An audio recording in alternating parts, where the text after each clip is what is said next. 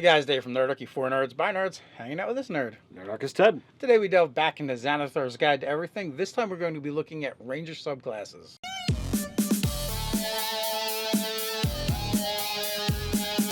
Jump down the description below where you can sign up for Nerdarchy the newsletter, get weekly gaming tips, as well as learn how to game with us.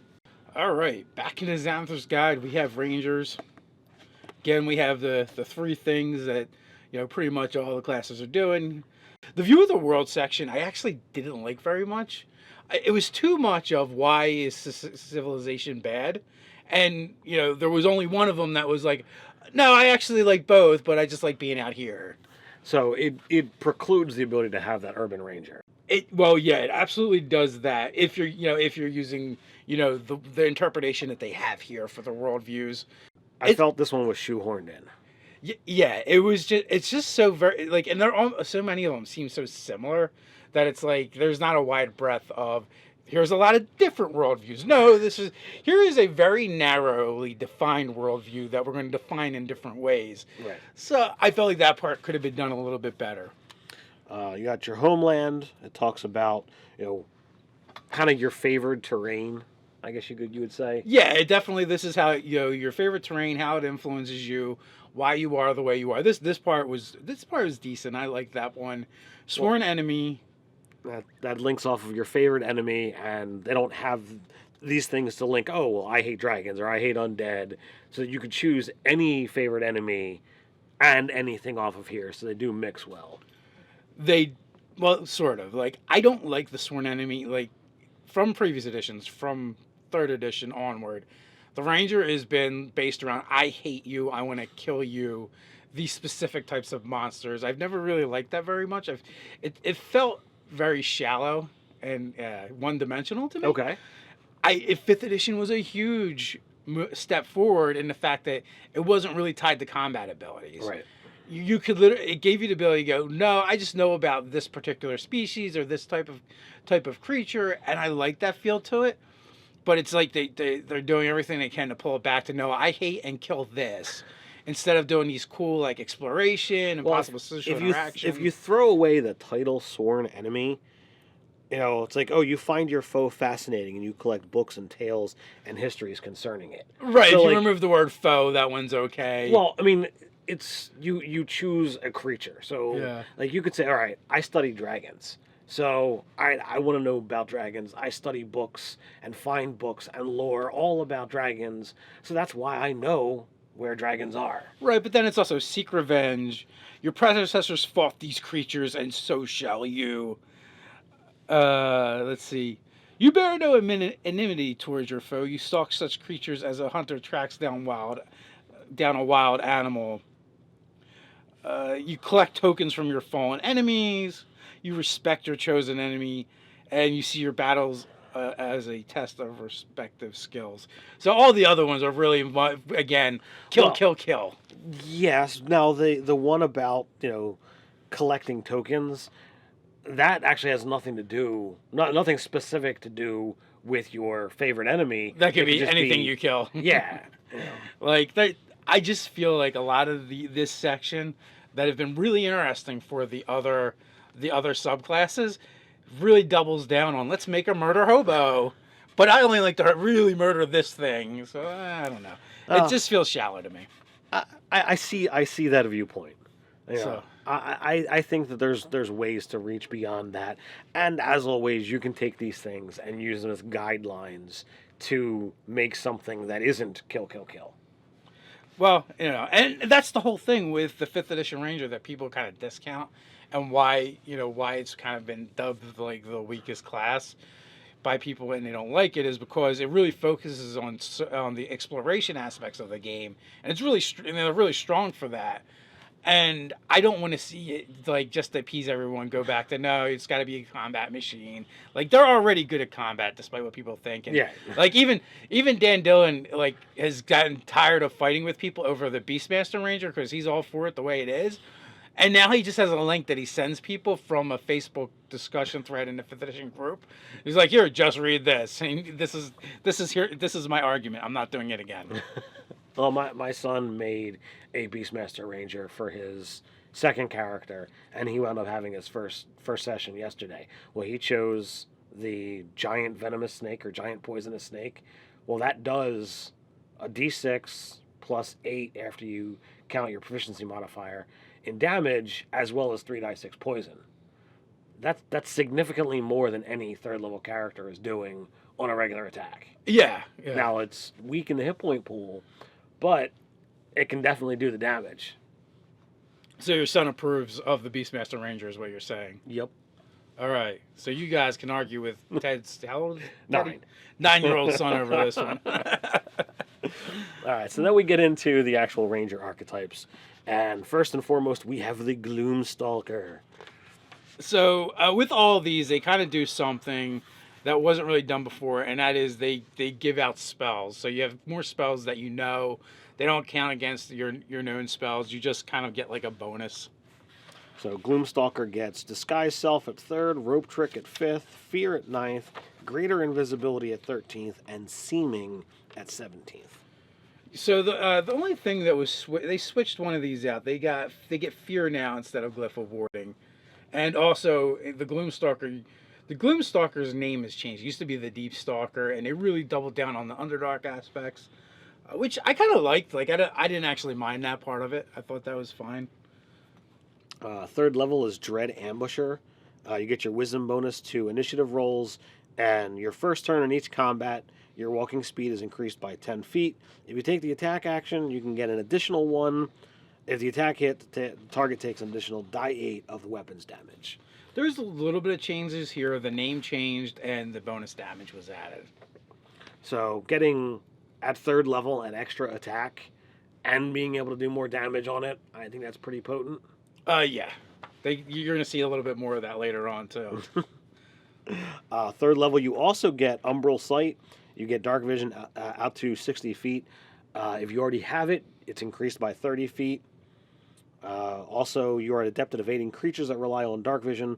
While in darkness, you are invisible to Dark Vision. So this one's a little bit weird in the sense that this ability and some other stuff was kind of like rolled into the deep, what is it, the Underdark Scout, their Dread Ambusher ability, and the magic.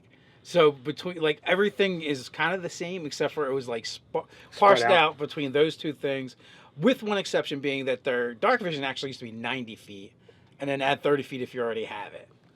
So the fact that most things already have Dark Vision is gonna get that 90 feet or better anyway. Yeah, that would play this, and I think that is kind of where they went. Like, although I did think like a Drow Deep Stalker is amazing with 150. They see everybody. And we'll revisit that whole concept in a little while. 7th level Iron Mind. You get proficiency in Wisdom saves. If you already have it, you can get Intelligence or Charisma, your choice. Yeah, this is exactly the same, and I like this ability because extra saving throw proficiency is always useful, especially when they're prime saves. Yes. Stalkers Flurry at 11th level. You learn to attack with such unexpected speed that you can turn a miss into another strike. So basically, if you make an attack and you miss, you can make another attack. Yeah, it's almost like they can have the ability to get up to 4 attacks in a round as long as they miss with one. So that's going to be extremely useful. It's not tied to anything. I guess it is. You can just use it once a round. Is that what? Yeah, once turn. Yeah, so it's a good ability. Shadowy Dodge at 15th level. You can dodge unforeseen ways. The wisps of supernatural shadow surround you. Whenever a creature makes an attack roll against you, it doesn't have advantage on the roll. You can use your reaction to impose disadvantage on it. You must use this feature before you know the outcome of the attack roll. So the name changed. That's it. It used to be Stalker's Dodge. So not a lot changed there. Good ability. So the Gloom Stalker is a solid conclave for the Ranger. It's good. I would take it. I like it. I actually like it much better than the other ones. Thematically, it's cool. I would have liked it if they just kept it the kind of the Underdark theme, Underdark Ranger instead of the Gloom Stalker, which I'm not even really sure what that means. Are they going Shadowfell in this, or Well, I mean, you can go in any direction. I am the knight. You could go there if you really wanted. I like it as is. I think it's a It's a strong build, and I think you're gonna see a lot more of Gloom Stalkers. Gloom Stalkers. Everywhere is all the Gloom Stalkers. So with that brings us to the Horizon Walker. So as always, they get the added spells: protection from evil and good, Misty Step, haste, banishment, and teleportation circle. Okay, so your Horizon Walker is your Planar Ranger, and they kind of like guard the ways and try and keep things out.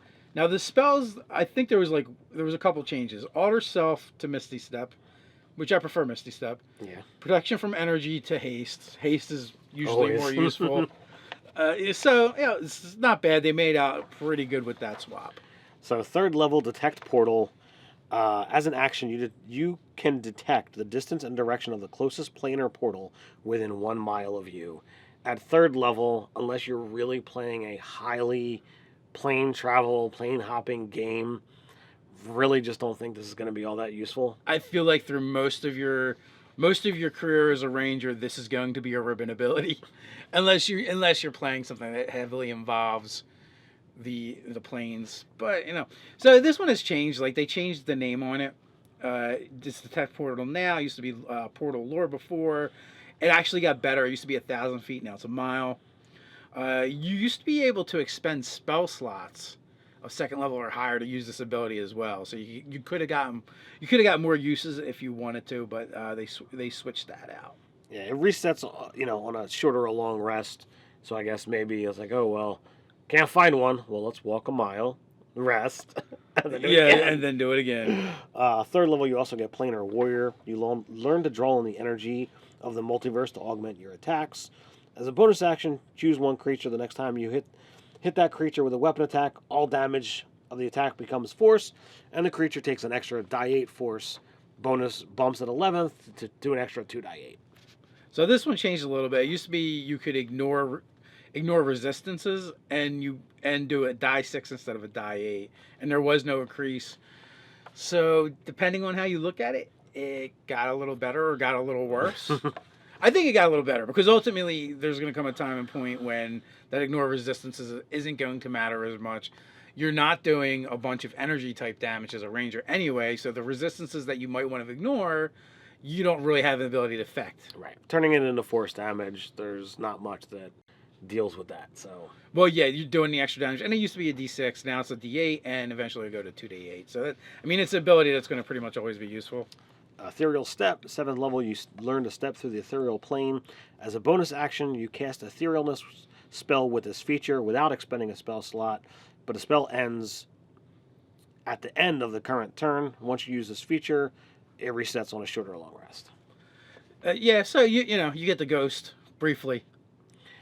Cool, but more ribbon than I don't know. Like I feel like there's some instances where it could be useful. Like you kind of goes through them. You can go through a wall. You can go through an obstacle. So maybe, I don't know, maybe maybe there's an opponent on the other plane, and I can go get them, find them. That's true as well. At 11th level, you gain the ability to pass through planes with a blink of an eye.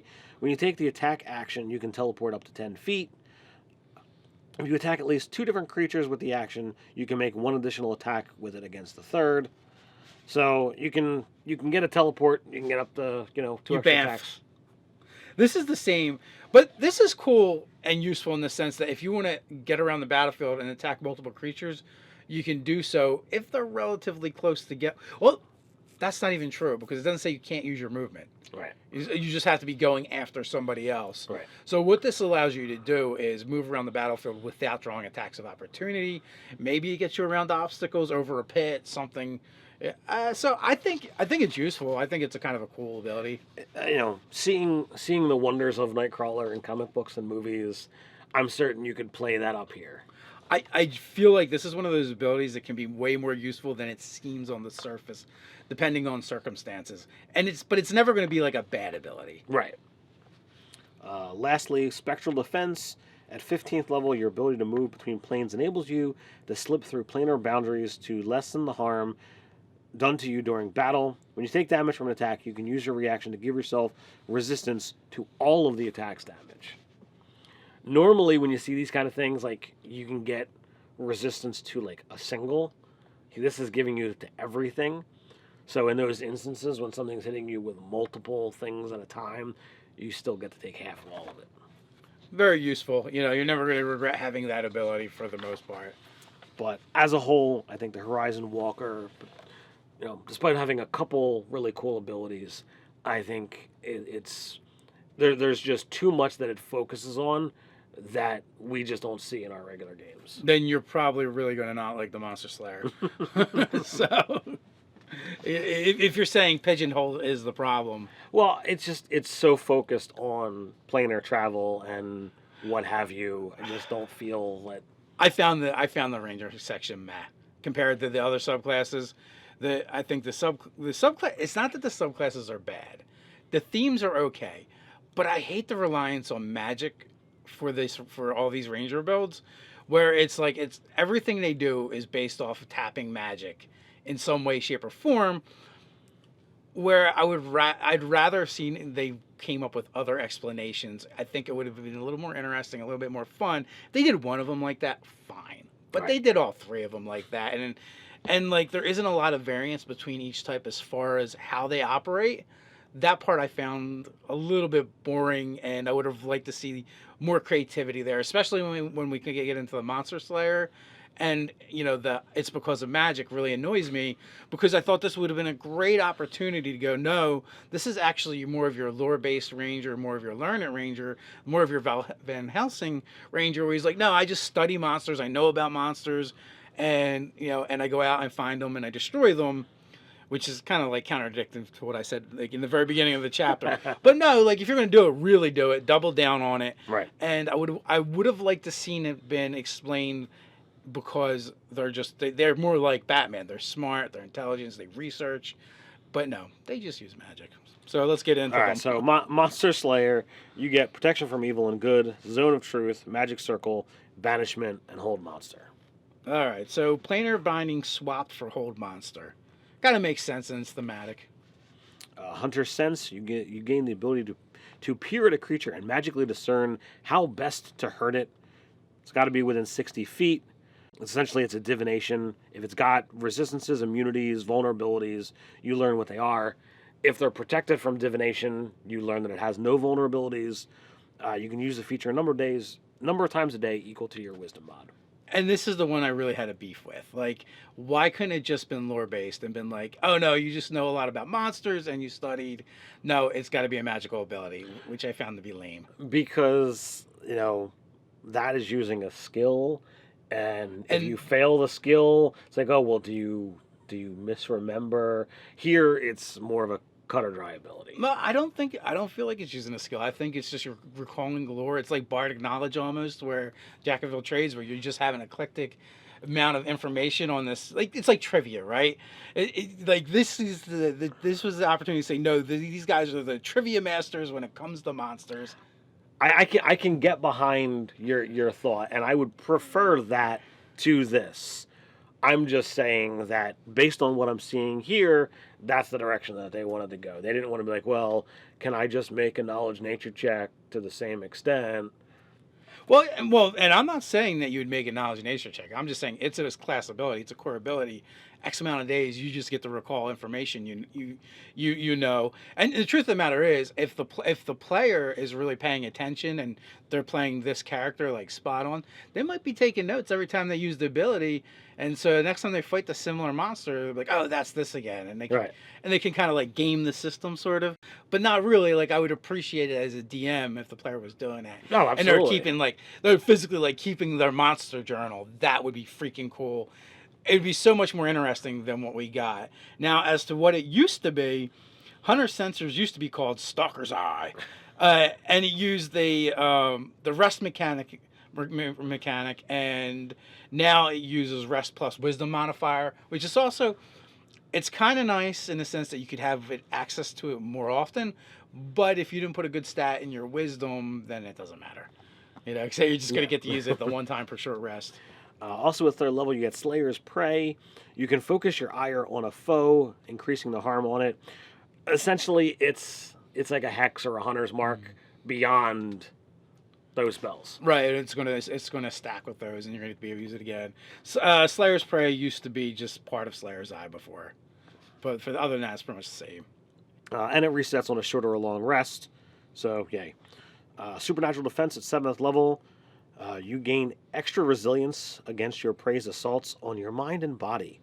Whenever the target of your Slayer's Prey forces you to make a saving throw, and whenever you make an ability check to escape a target's grapple, add d6 to your roll. Now, this has actually changed a little bit. The bonus to escape grapple checks as well. So before you didn't get that, you just got the saving throw. I like it. I think this is cool, but it reiterates one of the, I don't want to say problems, but it could be with this conclave. You have to have a high wisdom because so many of your abilities are tied to that. Are going to be tied to that one ability. So, well, I mean, not even Slayer's Prey. Never you get mind. I'm one per confusing rest. the hunters. Yeah. So like, and now you're tying another ability to it. So it's like, okay, once per rest now, like both of these abilities you get. Yes. And I think we see that again, but let's continue. Magic User's Nemesis. At 11th level, you gain the ability to thwart someone else's magic. When you see a creature casting a spell or teleporting within 60 feet of you, you can use your reaction to try and magically foil it. The creature must succeed on a wisdom saving throw against your spell save DC, or its spell or teleport fails and is wasted. Once you use this feature, you can't use it again until you finish a short or a long rest.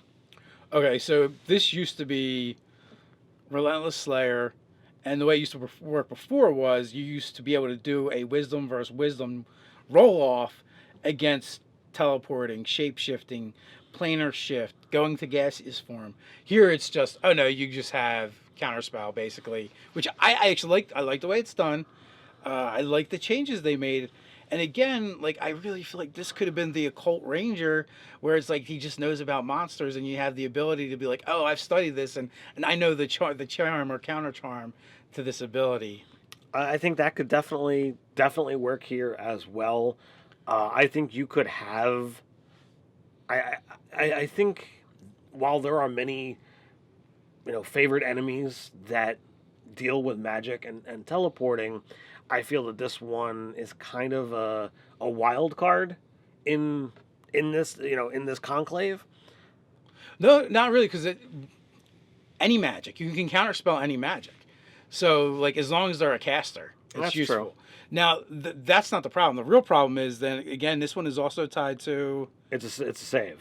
They make a save against your DC, so that means you really have to have that decent wisdom score. Yeah, well, again, we're doubling down on needing the wisdom score. So I was misremembering a little bit, and I was thinking this one was also tied to Slayer's Prey, which would have just made more awful for this class. But because you can kind of use it against any magic user, anyone casting spell, using spell-like ability, as long as you know what's going on, as a reaction, you can do it. I think that's a decent ability. So, being able to stop or potentially stop something, once per rest, short or long, it's nice. I just think that it's a bit odd on this one. Okay. So then we finish off with Slayer's Counter, and this is yet another thing linked to the Slayer's Prey. If your target of the target of your Slayer's Prey forces you to make a saving throw, you get to interrupt what's going on, make an attack. If you hit, you automatically succeed on your saving throw.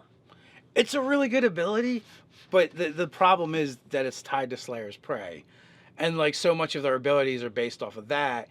So like that one guy that you're going to really go after in the fight, you're going to be really good, but like when he dies and it's like, you've stripped most of your abilities, and until you take a short rest, you don't get to use them again. So that's the only thing that I find a bit problematic. So this ranger type really does rely on taking those rests, and literally 3 out of 5 abilities are linked to that one thing, so it does hurt. And there's times that I'm gonna mark him. All right, well then the rest of the party kills him. Now what? What do I do now? Don't you dare touch that one guy. Yeah, so that part's a little bit unfortunate that so much is tied to the Slayer's Prey. And then the other thing being, I just feel like this whole subclass was a missed opportunity to do something a bit more interesting. So I would say, if I want to make some modifications, change it from the magic-y stuff, make it, as you said, lore-based, make it more that Van Helsing, um, make Slayer's Prey, wisdom mod as opposed to once.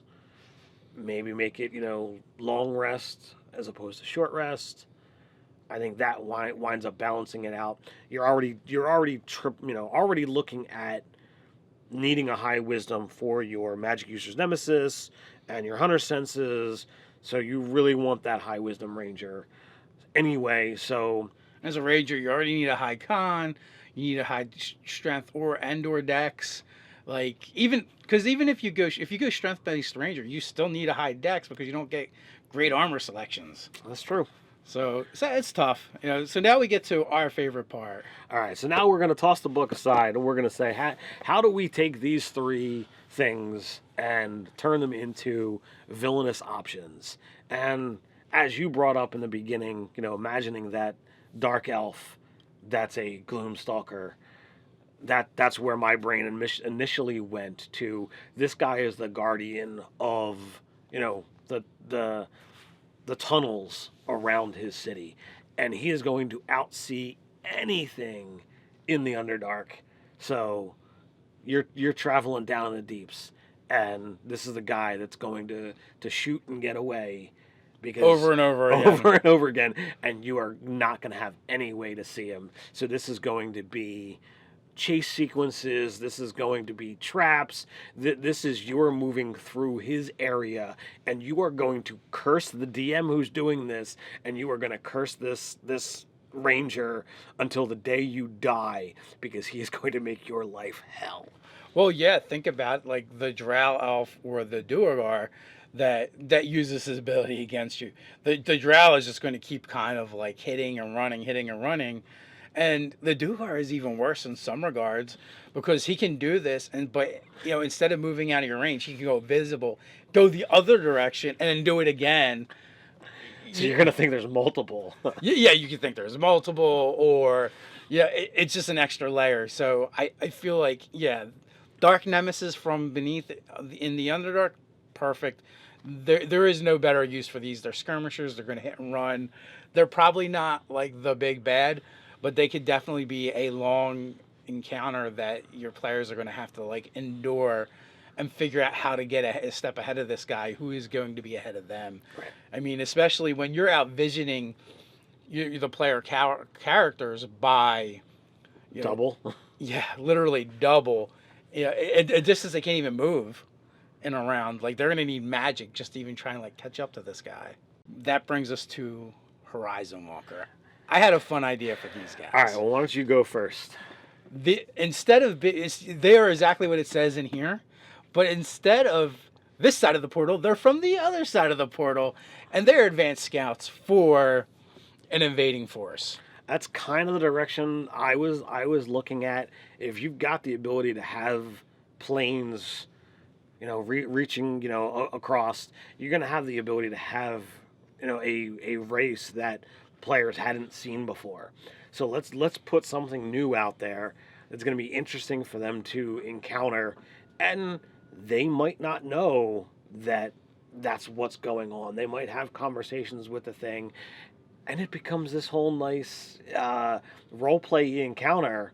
Let me learn about this, let me learn about that. So it's actually gleaning all of this information to take back, and then they later see this guy at the forefront of the invasion. Invasion, like, holy crap, we just told him where the town was. We told him who the protectors are. Like, we told them everything. We spilled our guts.